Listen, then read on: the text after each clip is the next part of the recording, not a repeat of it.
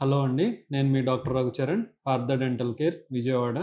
ఈరోజు నేను మీకు రిమూవబుల్ డెంచర్ అండ్ ఇంప్లాంట్స్‌లో ఉండే డిఫరెన్సెస్ ఏంటనేది చెప్తాను.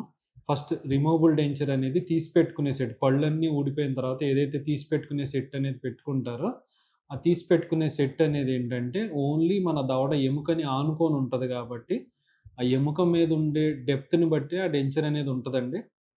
అది చీప్ అండ్ ఎఫెక్టివ్ మెటీరియల్‌తో చేస్తారు గాబట్టి, గ్రాడ్యుయల్‌గా కొన్ని రోజులు గడిచే కొద్దీ లూజ్ అయిపోవటానికి, డిస్కంఫర్ట్ లెవెల్ అనేది ఎక్కువ ఉండటానికి అవకాశం ఉంటది.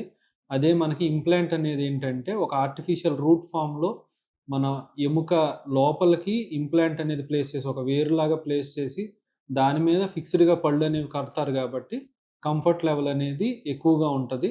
ప్లస్ రిమూవబుల్ డెంచర్ అనేది టెంపరరీ సొల్యూషన్ లాగా మీకు పనిచేస్తది. ఇంప్లాంట్స్ అనేవి పర్మనెంట్ సొల్యూషన్ లాగా మీకు పనిచేస్తాయి. మెయిన్ ఇంప్లాంట్ అనేది పర్మనెంట్ సొల్యూషన్ లాగా పనిచేయటానికి రీజన్ ఏంటి అంటే, ఇంప్లాంట్ అనేది మెయిన్‌గా 3 కాంపోనెంట్స్ మీద బేస్ అయ్యి ఉంటదండి. మెయిన్ ఇంప్లాంట్ అనేది టైటానియం మెటీరియల్ మన రూట్‌లో ఉంటది. నెక్స్ట్ అబాట్మెంట్ అంటారు. అది నెక్ నెక్ లాంటిది. అది మన క్రౌన్‌ని పొజిషన్ చేస్తది.